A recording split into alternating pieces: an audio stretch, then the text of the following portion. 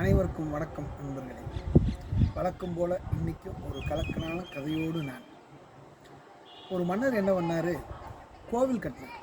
அந்த கோவிலுக்கு நாளைக்கு கும்பாபிஷேகம். அதற்குண்டான அத்தனை சிற்பங்களும் வந்து விட்டன. ஆனால் ஒரே ஒரு சிற்பம் மட்டும் இன்னும் வராமல் இருந்தது. அமைச்சரை கூப்பிட்டு கேட்குறாரு, என்ன எல்லாம் வந்து விட்டுதான்? இல்லை மன்னா, ஒரு சிற்பம் மட்டும் வரவில்லை. ஏன் சிற்பிகிட்ட கேட்டிங்களான்னு நிறைய டைம் கேட்டோம், வந்துடும் சொல்லிட்டு இருக்காரு. மன்னருக்கு பொறுமையில் நேராக கிளம்பி சிற்பியினுடைய வீட்டுக்கு போயிட்டார். சிற்பியை கூப்பிட்றாரு, வரல.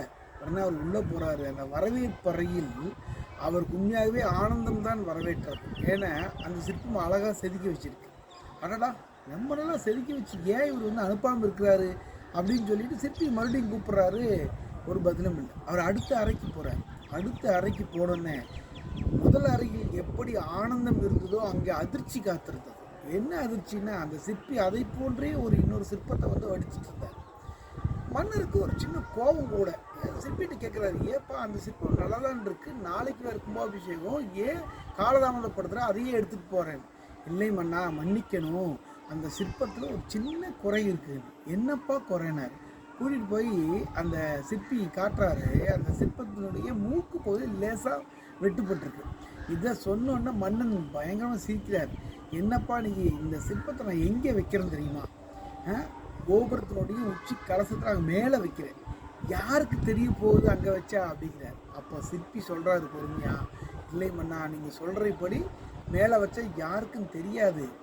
ஆனால் அந்த கோவிலுக்கு நானும் வருவேன், அந்த இதை தாண்டி நானும் போவேன், அந்த கோபுரத்தை தாண்டி. அப்பொழுதெல்லாம் ஒரு குறைபாடான ஒரு சிற்பத்தை நம்ம கொடுத்துட்டோம் அப்படிங்கிற ஒரு குற்ற உணர்வு என்னை உறுத்திட்டு இருக்குமண்ணா, அதனால் வேணாம் அப்படின்னு சொல்கிறார். சொன்ன உடனே மன்னர் அவருடைய நேர்மைக்கு தலை வணங்கி அந்த சிற்பத்தை முடிக்கிற வரைக்கும் பொறுமையாக காத்திருந்து எடுத்துகிட்டு போனார். இப்பேற்பட்ட நேர்மையானவர்கள் இந்த காலத்தில் இல்லையா அப்படின்னு கேட்டிங்கன்னா உண்மையாகவே இருக்கிறாங்க. அது எப்படின்னா, இந்த மரம் இருக்குது பார்த்தீங்களா, இந்த மரத்தை நாங்கள் வெட்டணும்னு நினச்சோம். ஏன்னா ஈபி லைனுக்கு டச் ஆகிட்டு இருந்தது. அதுக்கு மரம் வெட்டுறதுக்கு ஆளை நம்ம ரெடி பண்ணோம், வரல. அப்போ என்ன பண்ணாங்க, ஒரு நாளைக்கு அந்த இளநீர் வெட்டுறவங்க வந்தாங்க. வந்தோடனே என் மனைவியை கூப்பிட்டு சொன்னாங்க, இளநீர் வெட்டுறவர் வந்திருக்காரு, அவரை வச்சு நான் பயன்படுத்திக்கலாம், தாராளமாக கேடுவாங்க.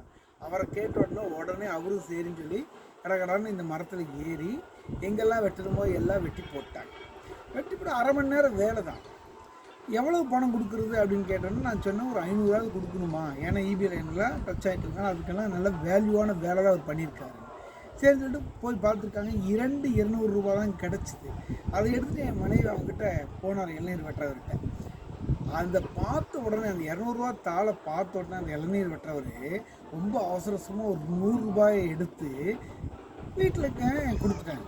இவங்களுக்கு அதிர்ச்சி. ஏம்மா, ஏன் சார் 400 ரூபா எடுத்துக்க வேண்டியது தானே அப்படின்னு சொன்னோடனே அவங்க சொன்னார், இல்லைம்மா, உழைப்புக்கு அதிகமான ஊதியம் பெற்றால் அது தவறாக போய்விடும். இவங்க மறுபடியும் வற்புறுத்தி கொடுக்குறாங்க, எடுத்துக்கோங்க. அப்போ அவர் சொன்ன வார்த்தை தான் ரொம்ப முக்கியமானது. நீங்கள் சொன்ன மாதிரி நான் உழைப்புக்கு அதிகமான ஊதியம் வாங்கினோம்னா 2 தெருவில் விற்க வேண்டிய இந்த இளநீரெல்லாம் ஒரு 10 தெரு ஆனாலும் விற்காதுங்க. உண்மையாகவே அந்த இளநீர் கடைக்காரனுடைய அந்த நேர்மை மிகவும் ஒரு ராயல் சல்யூட் அடிக்க வைத்தது.